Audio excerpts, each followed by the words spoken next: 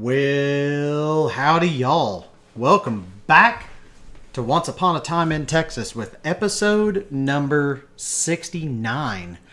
I cannot believe that I've done this many episodes so far, and it should be episode number 70, but I goofed, had a wild week, and totally missed one. Was out of town some, and so anyway, that was a few weeks back, so don't hold it against me.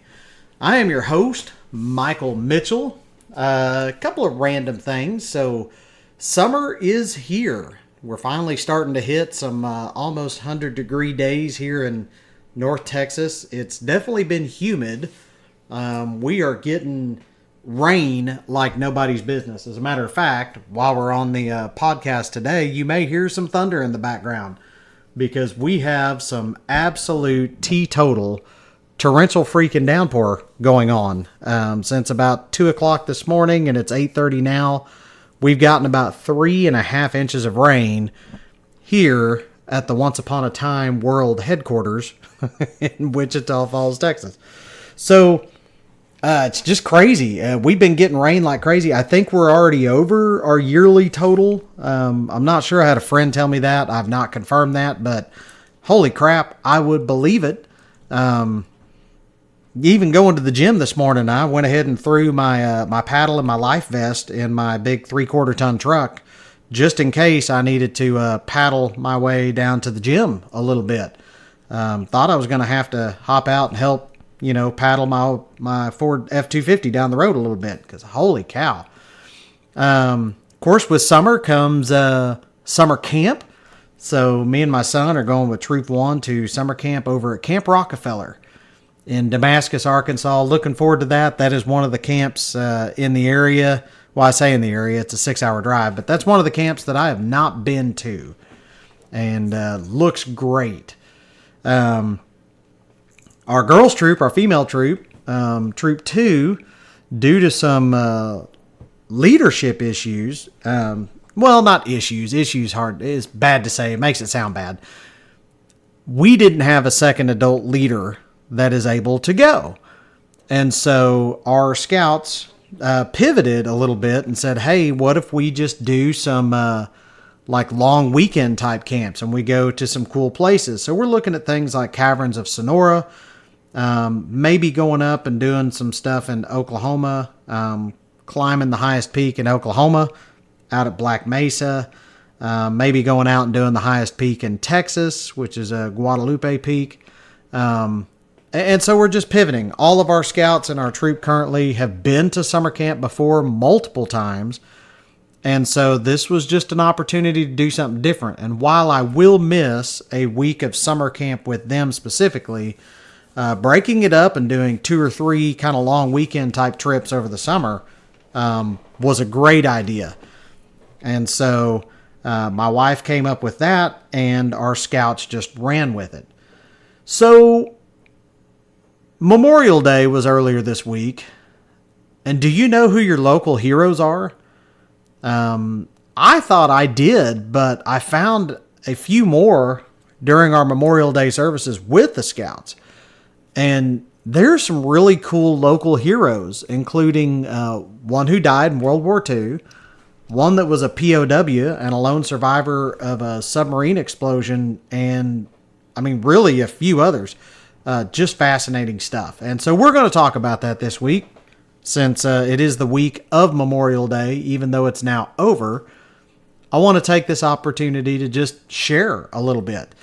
Before we jump into it, of course, I always want to thank our sponsors. That's me and Victory Home Loans. I know there are tons of people out there moving, not just in Texas and Oklahoma where I'm licensed, but kind of all over. And Victory Home Loans is licensed now in 16 states. So if you know anyone moving, especially in the western states, have them give me a holler. Have them look me up at themichaelmitchell.com, THEMichaelmitchell.com. And of course, if I'm not licensed in their state, I can hook them up with one of my partners at Victory Home Loans and make that magic happen for you. Remember, when you work with a broker, we make that process faster, cheaper, and easier than going to a big bank or even a local bank. Just to kind of explain We do the shopping for you. Most banks only have one line where they can do the shopping for you, and you either fit in that, hole or you don't.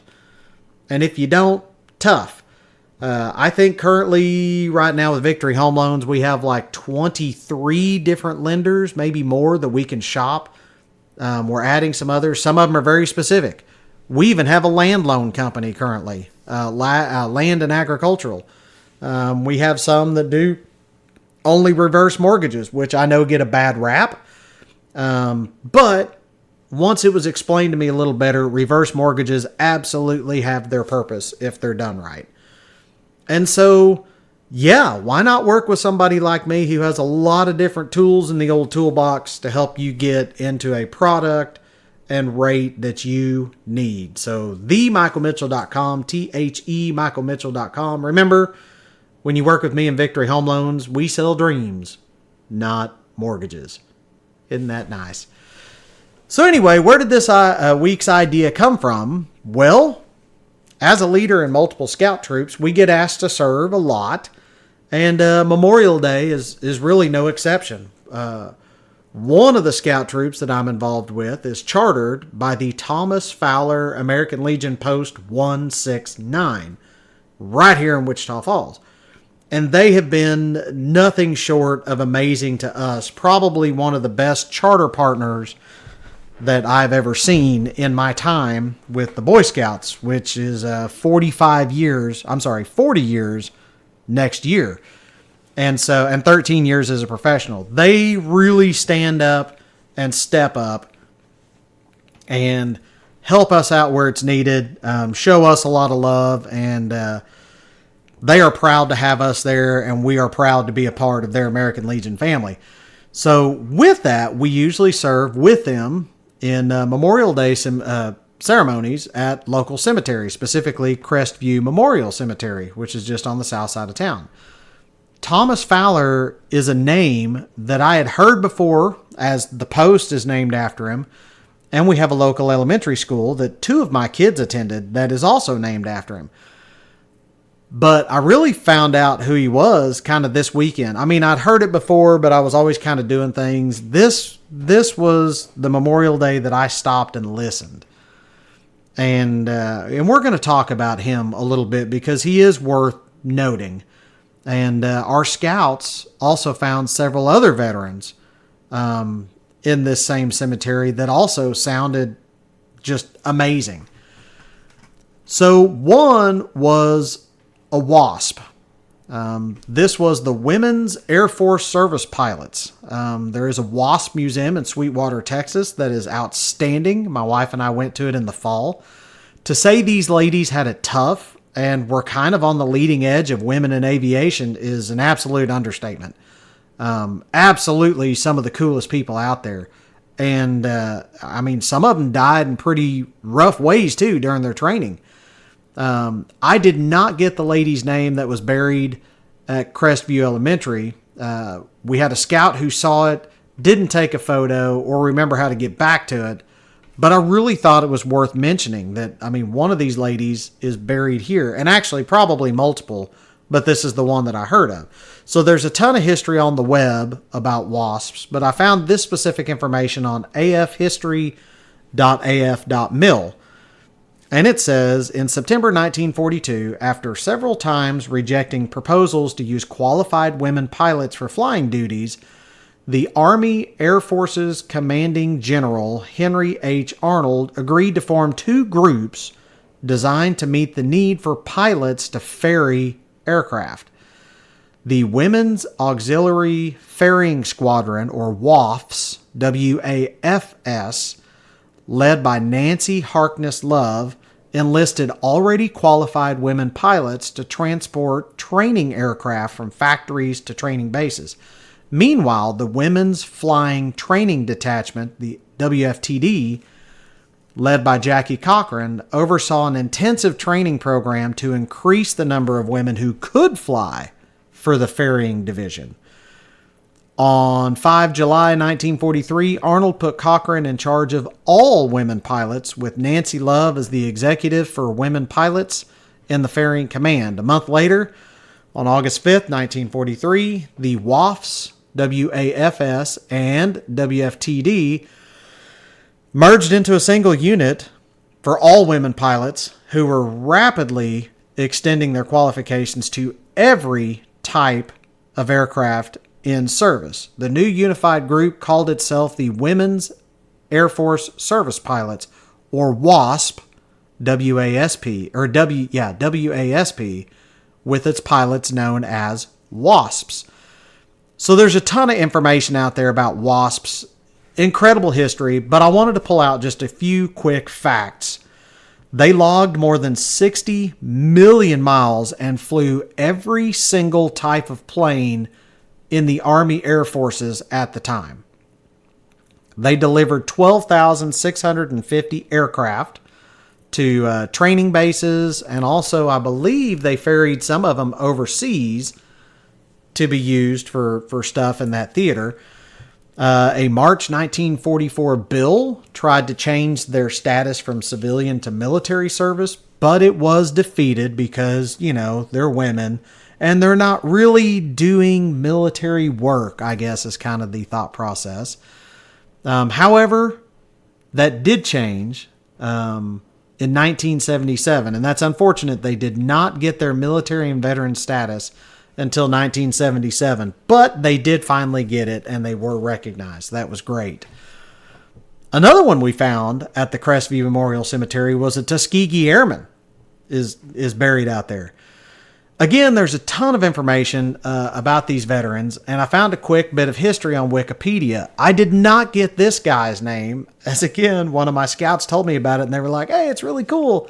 But they didn't take a picture, and they didn't know where to point me in the direction to find this guy. So I'm going to look later.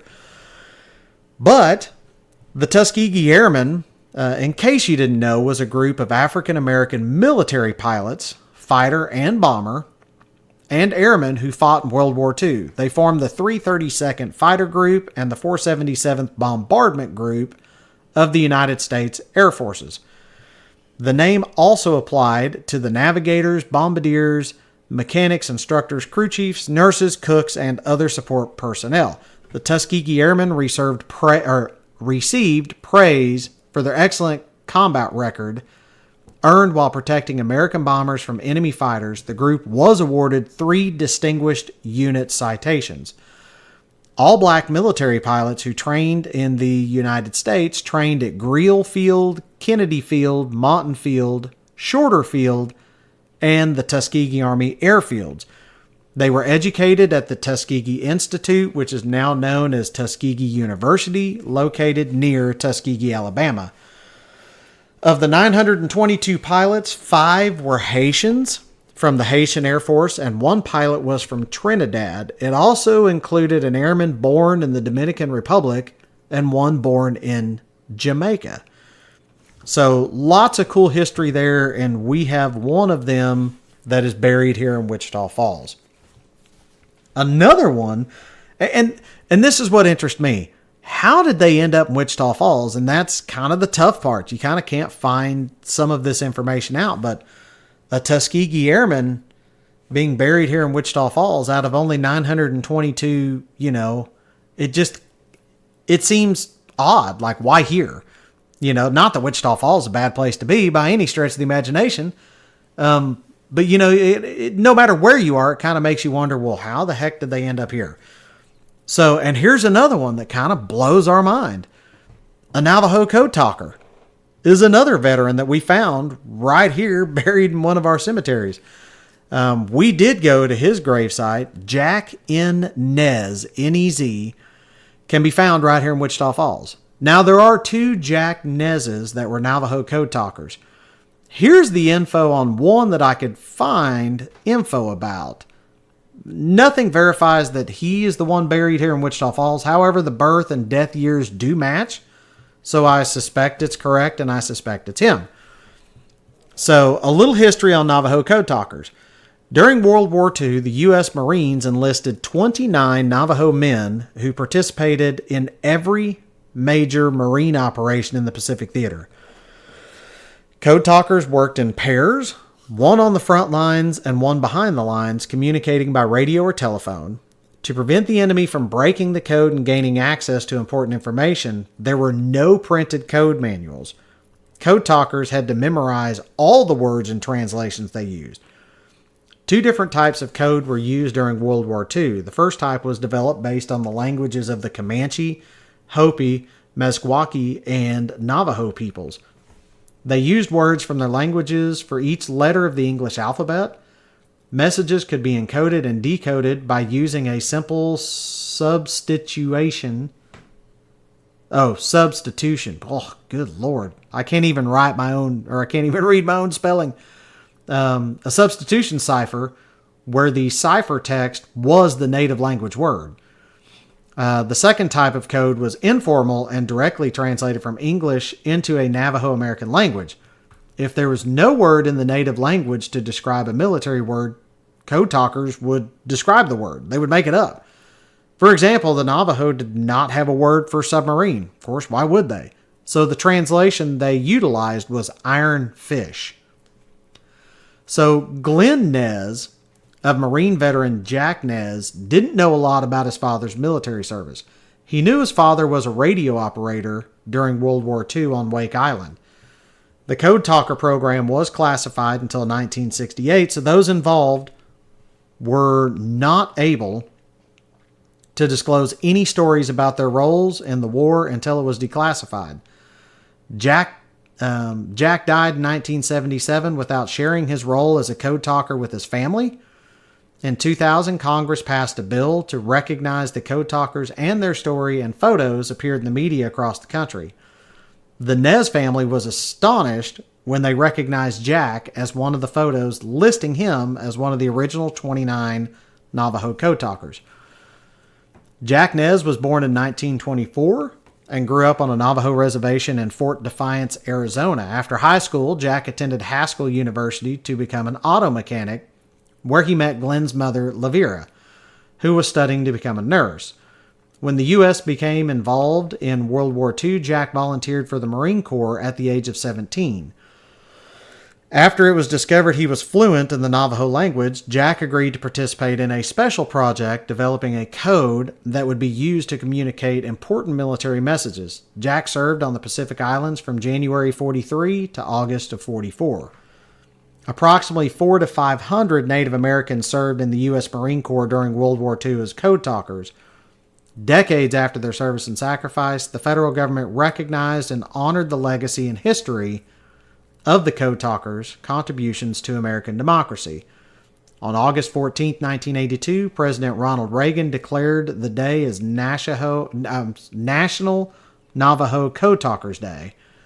In 2000, President Bill Clinton awarded the original 29 code talkers with the Congressional Gold Medal.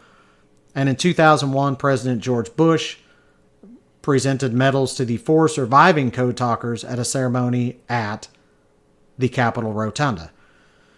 So pretty amazing stuff. I encourage you guys, read some of the books. Wind Talkers is a movie. It's got Nicolas Cage in it. It's a pretty intense movie, but pretty good.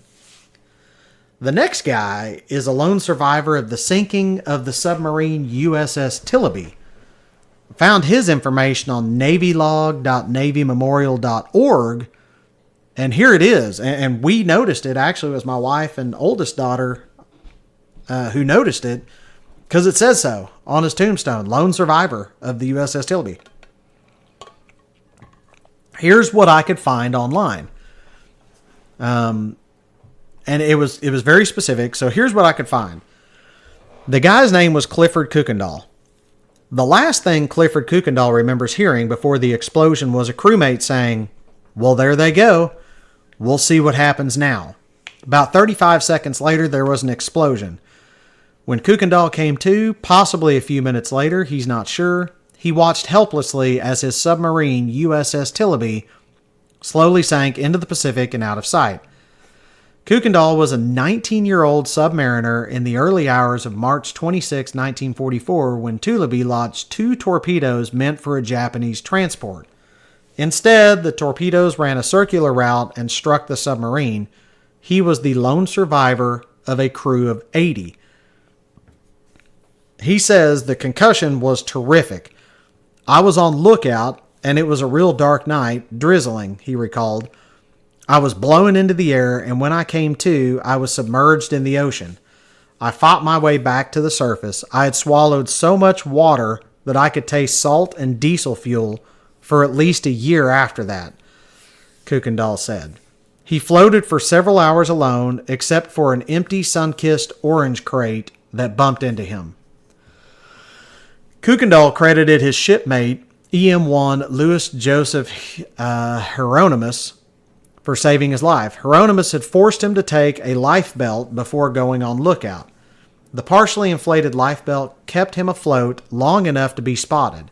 Unfortunately, it wasn't American. About 10 a.m., he saw a destroyer coming, flying the rising sun flag.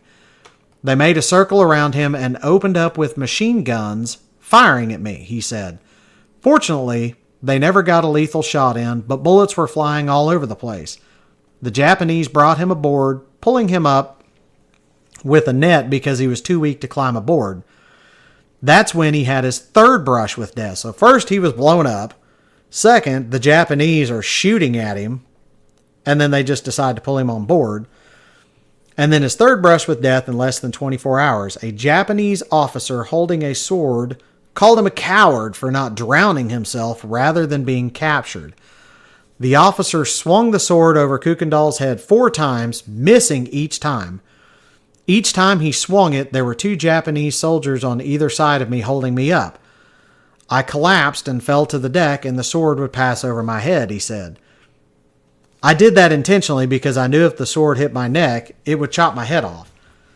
A short time later, Kuykendall heard something in Japanese over the PA system, and the harassment stopped, for the time being. He was dragged into a deck house and tossed onto a mat. Another Japanese soldier came in, and he was carrying a small cup of sweet tea in his hand. He said, he lifted my head and was giving me the sweet tea. He said in English, "Don't worry, everything will be all right." He was taken to a small seaplane base among the Palau Islands and tied to a tree atop a hill while Americans bombed the island as part of Operation Desecrate. After 3 days of abuse tied to a tree, he was put into a foxhole behind a Japanese Navy commander's home. 2 days later, the owner of the house came up and got me, and they took me to the dock. He could speak English. He saved my life. I know he did. They would have killed me if it hadn't been for him, Kuykendall said, reenacting several captors punching him while he was tied up. He took me out to the dock. A Japanese Navy plane landed, and he told me, "There you go. Good luck." Just like that, I looked at him and said, "Sir, good luck to you. I hope you make it." He replied, "I'll need it." For the next 17 months or so, Kuykendall bounced among labor camps until World War II ended. His final days as a captive, he worked in a copper mine in Oshio. He recalled food rations increasing and American planes flying overhead. They were sending out fighters to locate all of the prison camps so they could drop them food because they knew we were probably starving. When he returned to Texas, Kuykendall would stare at the ceiling at night and try to figure out how he had survived so many brushes with death.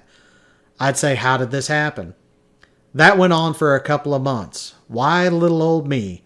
I suddenly realized that if I kept doing this, that I'd just worry myself to death. I had to stop. And to this very day, like I've told many people, I guess I'm just lucky.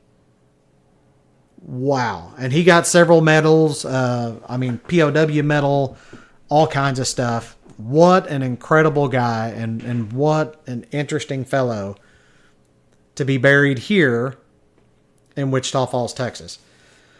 Our last veteran and our namesake of the American Legion post that charters our troop in the local elementary, Thomas W. Fowler.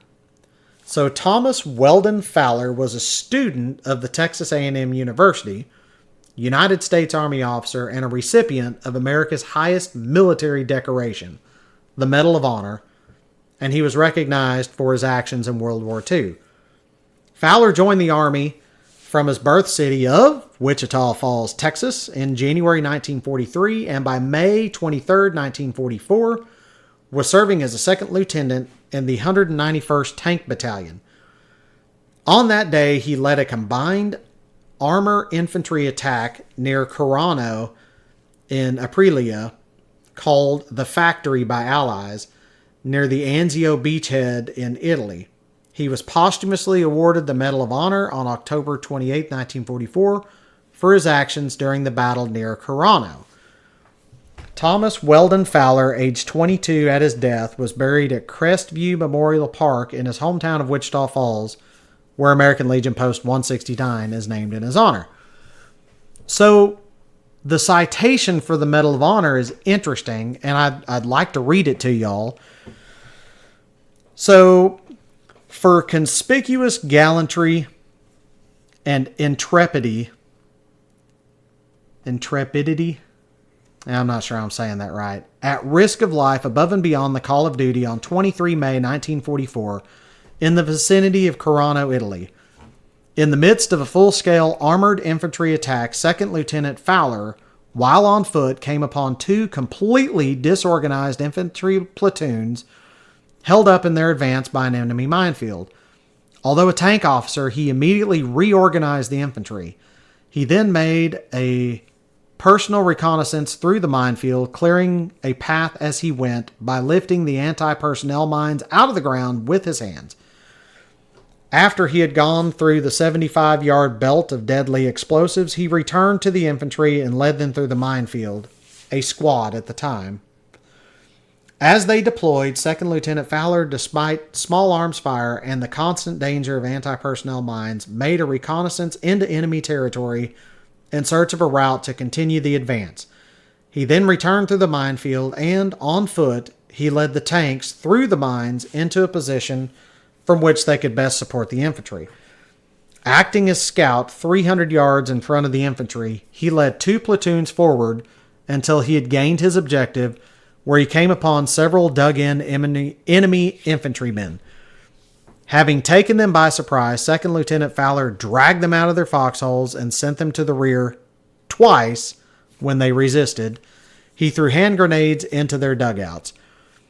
Realizing that a dangerous gap existed between his company and the unit to his right, 2nd Lieutenant Fowler decided to continue his advance until the gap was filled. He reconnoitered to his front, brought the infantry into position where they dug in, and under heavy mortar and small arms fire, brought his tanks forward. A few minutes later, the enemy began an armored counterattack. Several Mark VI tanks fired their cannons directly at 2nd Lieutenant Fowler's position. One of the tanks was set afire. With utter disregard for his own life, with shells bursting near him, he ran directly into enemy tank fire and reached the burning vehicle. For a half hour, under intense strafing from the advancing tanks, although all other elements had withdrawn, he remained in his forward position, attempting to save the lives of the wounded tank crew. Only when the enemy tanks had almost overrun him did he withdraw a short distance, where he personally rendered first aid to 9 wounded infantrymen in the midst of the relentless incoming fire. 2nd Lieutenant Fowler's courage, his ability to estimate the situation, and to recognize his full responsibility as an officer in the Army of the United States exemplify the high traditions of military service for which he later gave his own life. Now, he was in a tank, they were advancing, and apparently they thought they'd kind of cleared everything out. He opened his tank hatch, stood up to kind of, I guess, take stock of the situation, and was shot at that time by an enemy sniper. I do know from what I heard yesterday at the memorial services that he was married, and he and his wife were only together for 4 or 5 months, I believe, until he was shipped off. Of that union, they did have one son that he never met, obviously, because he was killed in battle. That son is still around. I believe he lives in Colorado, and he works quite a bit with folks here in town, honoring veterans, which obviously includes his father. So Keep in mind, folks, these are just 5 of the veterans buried in just one of the cemeteries here in Wichita Falls. And I think these are fascinating stories. There were hundreds, if not thousands, of flags posted at tombstones across the Crestview Cemetery, just the one we were at. I know of several other scout troops that did the same service elsewhere, so I'm sure there are even more interesting heroes buried elsewhere in the city, but these were just the ones that we found. So I would encourage you in the future, no matter where you're from, what country you're from, if you have memorial services for veterans, go check them out. It's worth hearing those stories and knowing what those people gave. So get out there, participate, be involved in your community in any way, shape, or form. Well, any good way, shape, or form. I'll say it that way. Don't be involved in your community if it's bad. As a final thought, I want to say thank you to all of our current veterans and service members that serve our country, state, and, of course, city. I'm not a veteran, but I'm related to many. I have many ancestors that were military folks and have nothing but the utmost respect for those that have served.